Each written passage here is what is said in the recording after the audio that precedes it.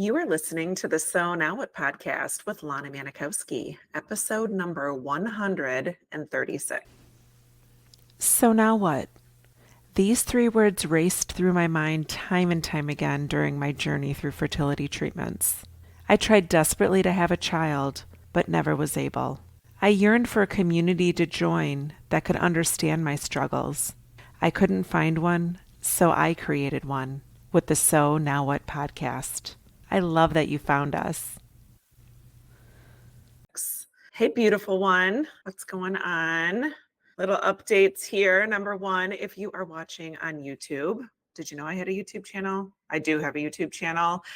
And I record the podcast on video on the YouTube channel. So if you want to ever see what it looks like or see some of my outtakes on podcast episodes, you could head over to my YouTube channel at lana.manikowski on YouTube.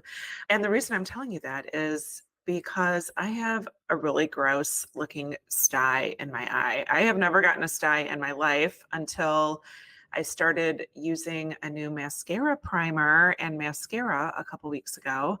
And all of a sudden, I saw this like gross growth on my eye. So, yes, you can see my sty if you want to watch on YouTube.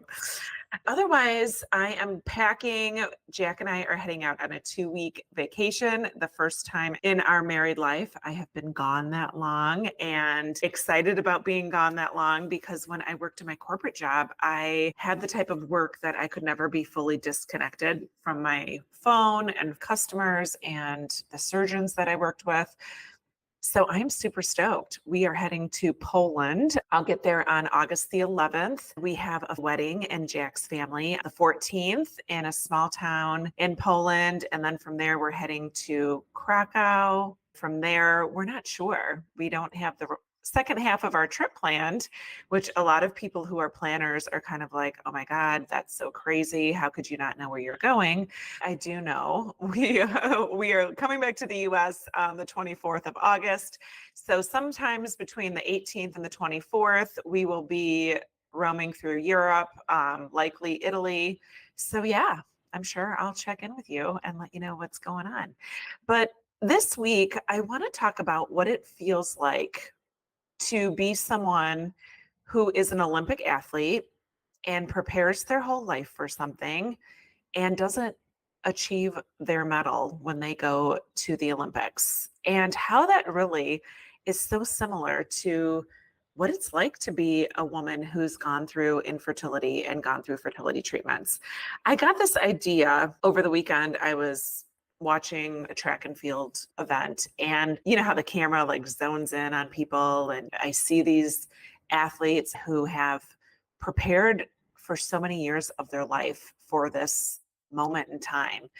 And I was wondering, what are they thinking? What is going through their brain? What words have they been repeating? Is there a song that has lyrics that have talked to them? Is it words from their coach? Is it spiritual scripture? What goes through someone's head when they are preparing for this biggest moment in their life? And I thought about us going through fertility treatments. And I really want to explore this topic and this comparison of how Olympic athletes, despite all their training and their dedication, oftentimes leave without a medal.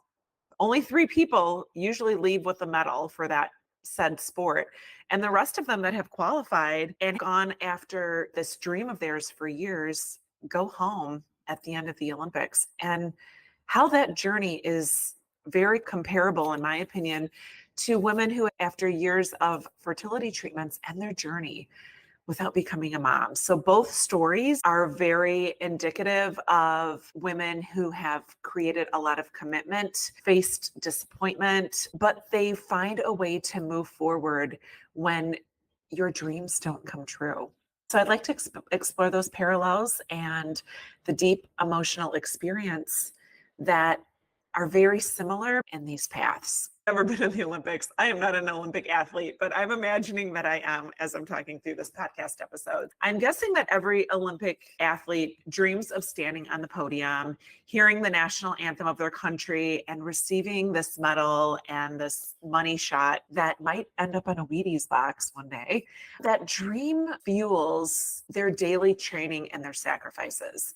So, similarly to those of us that dream that we will one day hold our child in our arms when we are about to go through this arduous, unknown process that includes fertility treatments. These dreams aren't goals, but they are something that really is deeply ingrained in our identities and our life aspirations. I'm imagining to make it to the Olympics. These athletes have gone through years of intense preparation. They've probably sacrificed time, friendships, personal desires solely to focus on their sport. The training regimens, I'm sure, are grueling and involve hours of practice, probably some strict diets, constraint, self discipline. And this relentless pursuit is like a mirror to what it feels like to go through the journey that you have gone through to undergo fertility treatments. You too have made significant sacrifices. You've probably said no to a lot of things and felt like your life was on hold while you focused on this goal that you had of motherhood. You probably went through several medical procedures, doctor's appointments, seen changes in your body, changes in your mood because of the hormones. And also, let's talk about finances. There's this emotional toll, physical toll, financial toll that we go through to achieve our goal of motherhood through fertility treatments.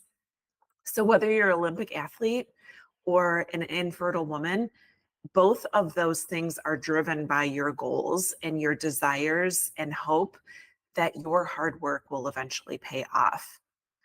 So during that period of your life, I didn't realize the preparation and the training it would take to go through that path of infertility. So yes, this preparation for the Olympic athletes goes on, and they don't expect, and we don't expect during fertility treatments to face the challenges and obstacles. Our main goal has probably just been, I'll end up going through all this and I'll take my baby home and I will be a happy mom for the rest of my life.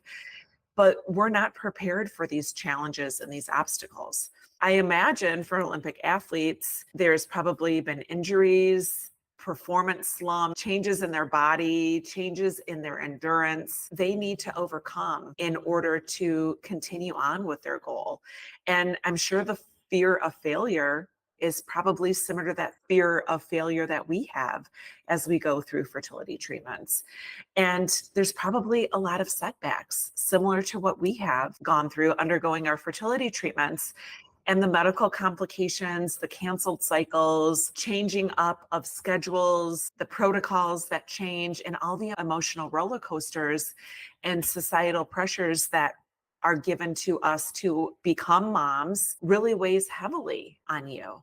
So the process of going through fertility treatments it can most definitely be invasive and exhausting with absolutely zero guarantee of success. Similar to an Olympic athlete having zero guarantee that they will go home with the medal, achieving their goal of becoming an Olympic medalist. But both journeys are really marked by perseverance and force you to face daunting obstacles that require a ton of courage and determination that you didn't know you'd have to muster up all on your own.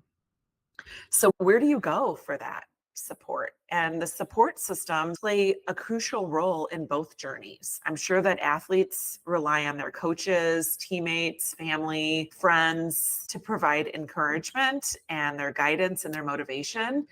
Similarly to women like us who've gone through fertility treatments, and we rely heavily on our partners, our doctors, our IVF nurses, maybe family and friends if you have that support system available to you.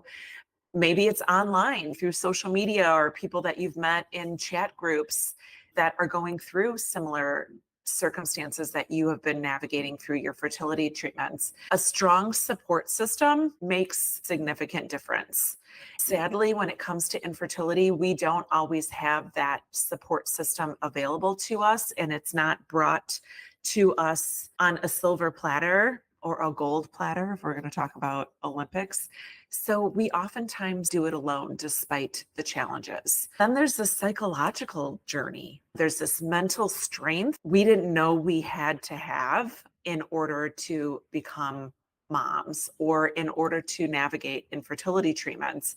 And I'm sure that athletes try to cope with that fear of injuring themselves, how they're going to respond and look at themselves if they don't come home with a medal after all those years of training. And that mental strength that it takes to keep moving forward through these setbacks is something that I know that you probably weren't prepared for. You probably thought that you'd go through one round of IVF, and then when that round didn't work, you're like, oh my gosh, I've got to go through another one. And there's so many emotional highs and lows, and the waiting and the uncertainty and the mental and emotional foundation that we weren't prepared to move into this portion of our life having can make you feel really psychologically unsettled. And it can make you feel like you just don't know how to stay focused, and you don't know how to manage the stress and maintain hope, even when there's a discouraging outcome. Let's talk about athletes who leave the Olympics without medals. I imagine that experience has got to be so heartbreaking. Or you have this thing that happens to you when you're performing, say, like you're a gymnast and you've done this thing 18,000 times and done it well, but it's the time that you show up at the Olympics that your footing is off and you step out of bounds, or maybe you don't get that extra turn in that you have been able to do so many times when you've been practicing leading up for this moment. It can be super hard to come to terms with, like, how did that happen to me? Like, how did I end up like this? And it's no different if you are ending your journey without a child and you're facing this deep grief and questions and these challenges of how are you going to move forward without this child that you thought you were going to have? How do you accept that your dream is not going to come true? That requires an immense amount of emotional strength and compassion that you just don't know where to dig for. Both Olympic athletes who leave the Olympics without medals and those of us who leave our fertility journeys without children have to figure out how to navigate that emotional loss and that disappointment that comes with needing or wanting to create a new path moving forward. It's a difficult transition. I've talked about that before, this period of time where you're not sure exactly, like, what is life going to be like? And you're probably grieving. That's something that a lot of people don't realize they're doing. You're grieving this thing that you never had. So you're kind of like, well, wait, like, what's going on? I feel like I lost somebody or lost this thing in my life that was only ever a dream. So the process can take you a while. And there's likely going to be times when you feel like you've lost a grandparent or a parent or a best friend, and you question, like, how could it feel that intense when you only ever lost a dream? That's why I got my advanced certification in grief and post-traumatic growth, because there's so much of this that people don't realize is grieving when you have given up your dream of motherhood and left fertility treatments without a child. Women who conclude their fertility journey without becoming moms are really trying to figure out, like, what is next in that path. That's why I call this podcast the So Now What podcast, because you're having to figure out and explore alternative ways to create this meaningful life. It's not going to be through being a mom. And you're trying to find these resources and sources of joy to build a future and a reality that feels good to you, even though that dream didn't come to fruition for you. But I want you to understand that it doesn't have to feel that way forever. For a long time, I just wanted to thrive again. Me not becoming a mom didn't have to be this scarlet letter that you have to carry around for the rest of your life. You don't have to hang your head down Just like an Olympic athlete doesn't have to never tell somebody that they went to the Olympics and didn't achieve their dream. You don't have to forever feel shameful or embarrassed to tell people that you went through fertility treatments and you're not a mom. There's so many women who come to the end of their fertility journey without having that child and forget the amount of courage it took and the years of dedication and the years of focus that didn't result in the dream of becoming a mom. Know that you don't have to carry that shame around forever. Just like I'm sure these athletes, maybe there's parts of their journey that end up saying, yeah, I wish I could have won a medal, but what I got out of this journey has given me an opportunity to view myself in such a different way. And I think the same goes for you if you are questioning what life is going to be like. How are you going to be proud of yourself again? Know that you can be. And you can thrive and feel fulfilled, even though you didn't have the children you always dreamed of. If that's something that you want to do, that's exactly what Thrive After Infertility is for. Women who don't want to carry around this burden of not becoming a mom forever. My next class starts October 1. If that is something that you want to learn more about or know if what I offer in Thrive is what you're looking for, I would love to talk to you, because you don't have to hang your head down and feel embarrassed for the rest of your life that you did not achieve your gold medal of becoming a mom. So I hope that you have a beautiful week. I love you. And remember that it's never too late to discover your meaning. I'll talk to you next week. Hey, wait, before you go, I forgot to tell you about an awesome resource I created. If you've ever been in conversations and people feel compelled to ask if you have kids, or maybe they love telling you all the things that you should try to become a mom, it's called the Top 27 Things People Say When You're Childless. I'll put a link to it here in the show notes, but you can also go to my website, lanamanikowski.com/thingspeoplesay to get your free copy. I have a feeling you're going to love it.